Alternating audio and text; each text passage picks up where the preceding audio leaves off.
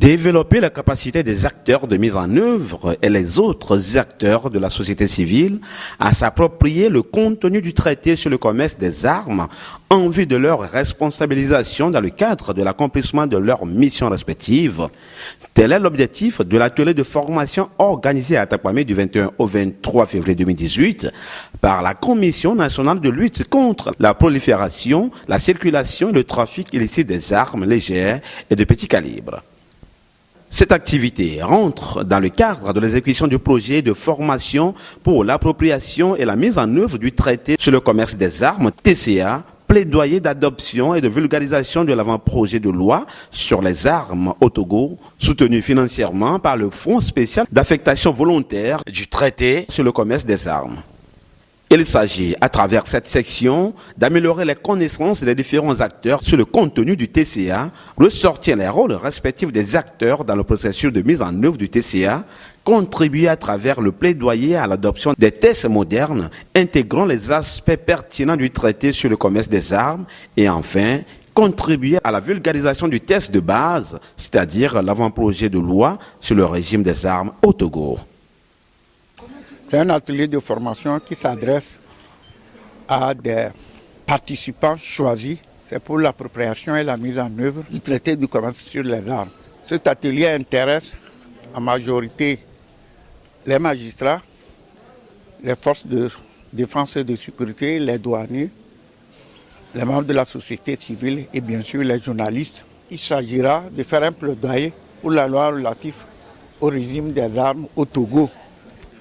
Vous avez l'aide de bon temps aujourd'hui par rapport à ce qui se passe dans la sous-région et même dans notre pays. Il est question de préserver la paix. Or, la plupart du temps, qui dit paix dit sécurité et qui dit sécurité dit absence des armes blanches et même des armes conventionnelles et même des armes auxquels on ne pense même pas. Vous avez aujourd'hui la question du djihadisme, la question de Boko Haram. Évidemment, ça s'éloigne de plus en plus de nos frontières, mais nous devons faire de telle manière que cela ne s'approche pas dans notre pays. Plusieurs modules relatifs au traité sur le commerce des armes sont développés ainsi que des travaux de groupe suivis de plénières sur la facilitation générale de Félix Kokoa-Clavon, directeur de programme du Centre de recherche et d'études sur la sécurité et le développement CRESED. Le TCA a pour fondement principal la nécessité de faire le transfert tout en respectant les dispositions du droit international humanitaire.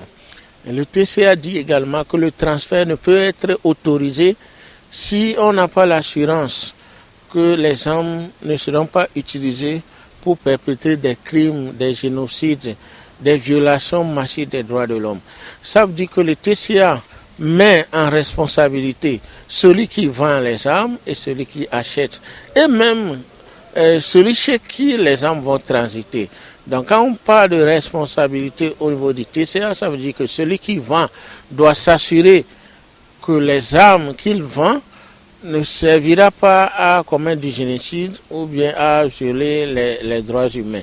Celui qui achète aussi doit s'assurer que les armes achetées ne serviront pas à commettre du génocide. Donc sur toute la ligne, que ce soit le vendeur, que ce soit le pays transit ou l'acheteur, le consommateur final, les trois sont solidairement responsables de ce qui va en être de l'utilisation de ces armes. Quand parle-t-on de trafic illicite des armes? Alors, quand on parle de trafic, ça veut dire que c'est quelque chose qui n'est pas conventionnel, qui n'est pas autorisé. Le trafic, c'est toute action qui mène à un transfert d'armes. Bien entendu, quand on dit aussi transfert, on parle du commerce, on parle du trafic illicite, c'est-à-dire le déplacement d'une arme d'un point A à un point B. Et le mot trafic a un rapport avec une activité illicite. Donc, au même moment qu'on parle de trafic, il faut avoir en tête une activité illicite, c'est-à-dire le transfert illicite d'une arme. Souvent, le trafic est utilisé par des trafiquants, des gens qui ne sont pas des opérateurs légaux.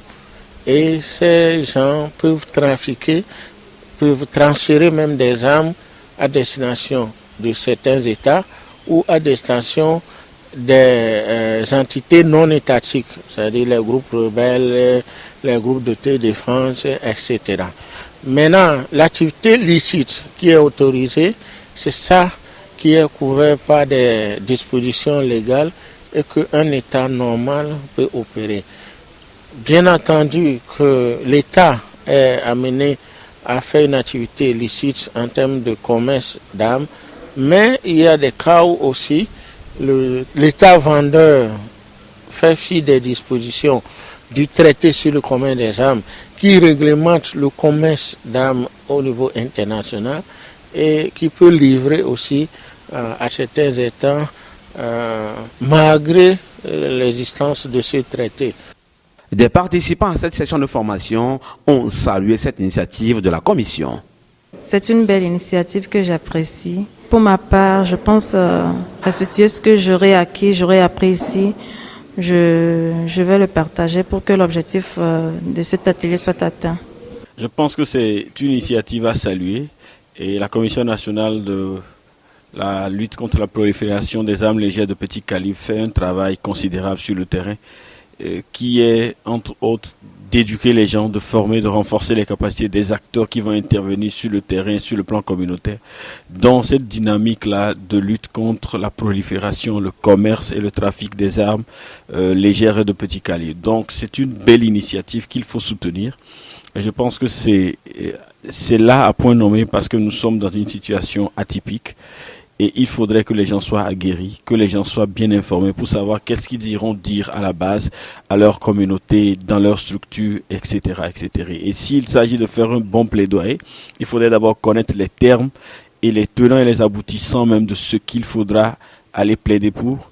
Et je pense que c'est bien et c'est une très belle initiative. Nous pensons que nous, en tant qu'organisation de la société civile, même si nous sommes des spécialistes de certaines questions qui ont trait également à cette thématique, il faudrait d'abord aller réexpliquer aux gens, dupliquer. Je pense que c'est la raison pour laquelle le président de la commission a été clair par rapport à cela.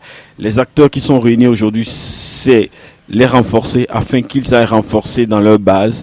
Donc je pense que nous avons reçu le mandat de la commission pour aller vulgariser, faire le plaidoyer, commencer déjà par faire un lobbying très fort à travers des sensibilisations, des activités médias, des activités télé ou radio, communiquer autour de cet avant-projet de loi afin que le gouvernement et les autres acteurs impliqués, notamment l'Assemblée nationale, puissent rapidement acter et voter cette loi et que le président de la République la promulgue pour le bien de toutes les communautés parce que n'oublions pas, c'est vrai que nous parlons du trafic ou du commerce des armes, mais il s'agit d'une question de sécurité humaine qui est importante pour toute paix et pour tout développement.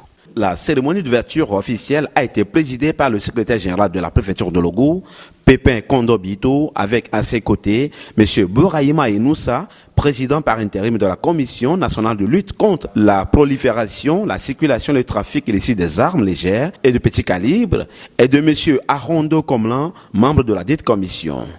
Dans son discours d'ouverture, M. Bito a souligné que depuis quelques années, l'instauration du climat de paix observé sur le plan national repose sur le contrôle de l'usage des armes à feu dans le cadre de la lutte menée aux côtés des populations par la Commission. Cette lutte étant devenue l'une des priorités du mandat social de son Excellence, M. Faure Eswazimna Nyasingbe, président de la République, et qui accorde une place de choix à la vie des citoyens, il est important qu'elle soit inscrite dans un cadre africain ou mondial pour atteindre les résultats escomptés, a-t-il martelé.